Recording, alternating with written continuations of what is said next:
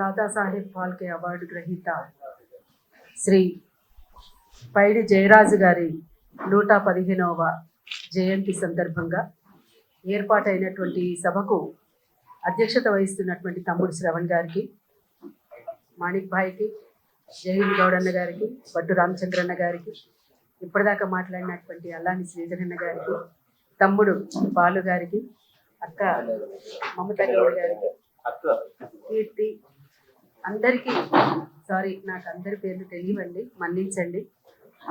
Stage మీద ఉన్న పెద్దలు, మిత్రులు, దీనికి ఇచ్చేసినటువంటి మిత్రులందరికీ, మీడియా మిత్రులకు అందరికీ తెలంగాణ ఉద్యమాభినందనలు. జై తెలంగాణ. మిత్రులారా,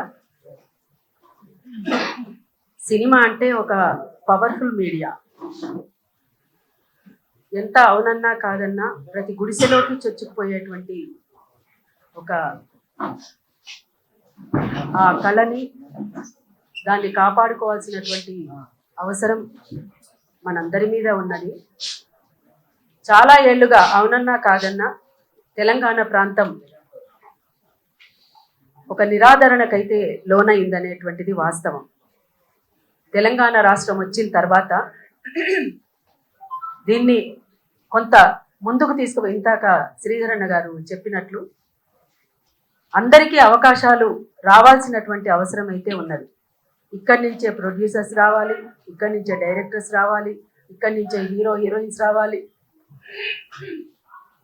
ఇక్కడి నుంచే సింగర్, అనేక మంది ఉన్నారు. నిజంగా ఒక ఎంతమంది అంటే తెలంగాణ ఉద్యమంలో వేల మంది కళాకారులు వచ్చారు వెలుగులోకి. వేల మంది, ఒకరా ఇద్దరా, అసలు ఎన్ని గొంతులు వచ్చినాయో మనం చెప్పలేము. ఎంతమంది ఆర్టిస్టులు బయటకు వచ్చిందో చెప్పలేము. అట్లనే బాలు కూడా ఒక సినిమా తీశారు. ఈ వేదిక మీద చాలా మంది ప్రొడ్యూసర్స్ ఉన్నట్టున్నారు. పెద్దలందరికీ మరొకసారి నమస్కారం అండి. వీళ్ళందరూ కూడా ఇంకా సినిమాలు తీయాలని, పైడి జయరాజు గారి ఆ కథని ఎవరైనా ధైర్యం చేసి దాన్ని ముందుకు తీసుకొస్తే బాగుంటుందనేటువంటిది కూడా నా అభిప్రాయం. ఎందుకంటే కరీంనగర్ జిల్లా నుంచి ఒక పోరాటాలకు ఎన్ని పోరాటాలు జరిగినాయి. అక్కడ ఒక భూమి పోరాటం జరిగింది, ఒక కూలీ పోరాటం జరిగింది, మహిళల పైన జరిగినటువంటి పైడి జయరాజు లెక్క జయిందనే ఉన్నాడు, అన్ననే పెట్టేదిద్దాం ఇప్పుడు. సరే, మంచిదే కదా. ఇట్లా అది ఒకటి తీయగలిగితే బాగుంటుంది. అంటే ప్రపంచానికి ఒక జీవిత చరిత్రని మనం పరిచయం చేసినటువంటి వాళ్ళం అవుతాం. అంటే ఇట్లా కొన్ని మీటింగులు పెట్టుకున్నప్పటికీ కూడా ఈ మీటింగుల ద్వారా కొంచెం పోయినా సినిమా ద్వారా మాత్రం ఎక్కువ పోయేటువంటి అవకాశం ఉంటుందని నా అభిప్రాయం.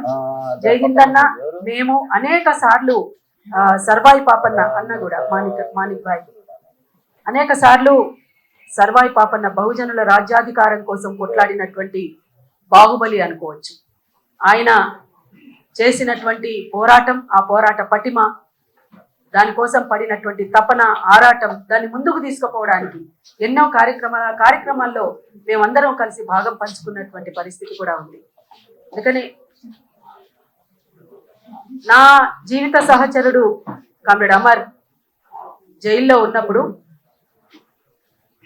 తను సర్దార్ సర్వాయి పాపన్న జీవిత చరిత్ర గురించి ఒక వ్యాసం రాశారు. ఆ వ్యాసం మీకు కూడా తెలుసు. ఆ వ్యాసం వచ్చిన తర్వాత ఇంకా సర్వాయి పాపన్న గురించి ఒక మేధోపరమైనటువంటి చర్చ జరగడం, ఆ చర్చల నుంచి ఈ విషయాల్ని వెలుగులోకి తీసుకురావడం అనేటువంటిది కూడా జరిగింది. అందుకని ఎవరికి తోచిన పద్ధతుల్లో వాళ్ళం మరుగునబడి ఉన్నటువంటి చరిత్రల్ని ముందుకు తీసుకురావడానికి మన వంతుగా మనం కృషి చేయాల్సినటువంటి అవసరం అయితే ఖచ్చితంగా ఉన్నది. ఆ దిశగా మీరు ఆలోచిస్తున్నందుకు మరొక్కసారి అభినందిస్తూ, నన్ను ఈ వేదిక మీదకి ఆహ్వానించినందుకు మరొకసారి జయహిందన్నకు, తమ్ముడు శ్రవణ్ గారికి, ఇక్కడ మిగతా మిత్రులకు మీ అందరినీ కలుసుకునేటువంటి అవకాశం వచ్చినందుకు మరొకసారి ఉద్యమాభినందనలు తెలియజేస్తూ జై Telangana. Thank you very much. అంటే ఇక్కడికి వచ్చే అంటే సర్వాయి పాపన్న గురించి ఒక పల్లవి చరణం పాడతారు. మీకు అందరికి ఓకే కదండి?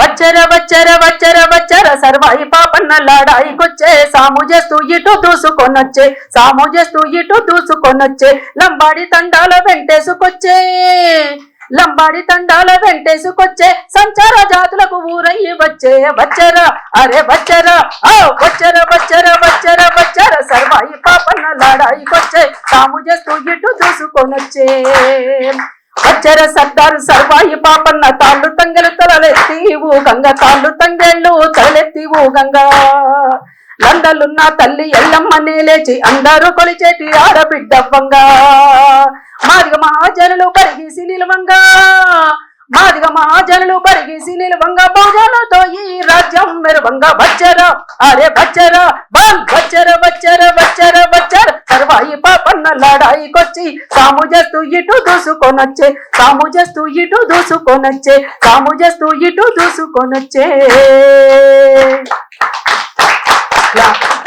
సర్వాయి పాపన్న చరిత్రనే కాదు బహుజనుల చరిత్రను కూడా మనం మర్చిపోరాదు.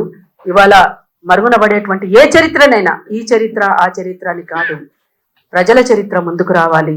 అట్లా బహుజనుల కోసం బహుజనుల సంస్కృతి కోసం మేము బహుజనుల ఆడబిడ్డగా మీ ముందుకు నన్ను పిలిచినందుకు మరొకసారి ఉద్యమాభినందన తెలియజేస్తూ బహుజన బతుకమ్మను కూడా మేము ప్రతి సంవత్సరము రాష్ట్ర వ్యాప్తంగా మేము చేస్తాము.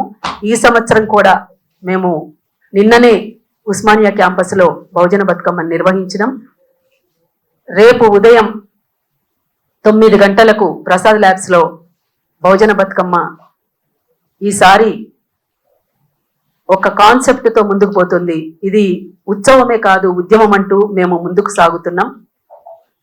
ఇవాళ ఈసారి తీసుకున్నటువంటి కాన్సెప్ట్ మాత్రం విమెన్ నేచర్ బతుకమ్మ. కాబట్టి మీరందరూ విమెన్ని ఎట్లా మనం జీవించనిద్దాం, ఎట్లా బతకనిద్దాం, ఎట్లా ఎదగనిద్దాం అనేటువంటి దానిపైన ప్రతి ఒక్కరు కూడా ఆలోచించాలని, మేము చేస్తున్నటువంటి ఈ కార్యక్రమం ఇది కేవలం మాది అని మేము అనుకోవడం లేదు, మనందరిది అని మేము అనుకుంటున్నాం. కాబట్టి మనమందరం కలిసి ఏం చేయగలము అనేటువంటి దానికోసం మాత్రం ఆలోచించాలి. దేశవ్యాపితంగా ఈ మధ్యకాలంలో చూసినటువంటి సంఘటనలు నిజంగా చాలా చాలా అమానవీయంగా ఉన్నటువంటి సంఘటనలు కోకొల్లలు, వెలుగులోకి రానటువంటివి ఇంకా అనేకం. అందుకనే కోల్కతాలో జరిగిందని అదొక్కటే కాదు, కోల్కతాలో జరిగిన తర్వాత మన కూతవేటి దూరంలో ఇదే రంగారెడ్డి జిల్లాలో కూడా ఒక ఘటన జరిగింది. మీ అందరికీ తెలిసిందే. ఒకటా రెండా వెలుగులోకి రానటువంటి ఘటనలు అనేకం. అందుకోసం ఈ విషయాలన్నీ క్రోడీకరిస్తూ ఈసారి మేము తీసుకున్నటువంటి కాన్సెప్ట్ అంటే ప్రకృతి స్త్రీలు, ప్రకృతి ఎట్లా విధ్వంసం అవుతుంది, మహిళల్ని ఎట్లా హింసలకు అత్యాచారాలకు గురి చేస్తున్నారు. మీరు అంటే జనరల్ గా వాడుక భాషలో ప్రకృతి పార్వతి అంటుంటారు.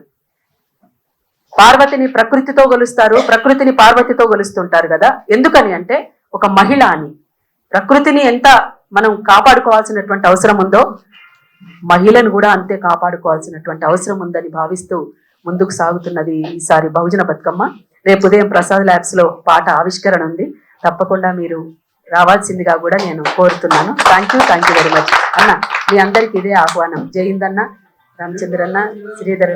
క్యూ న్యూస్ ఛానల్లో పనిచేయటకు అనుభవం గల సీనియర్ వీడియో ఎడిటర్స్ కావాలను సంప్రదించవలసిన నెంబర్ 8688926084.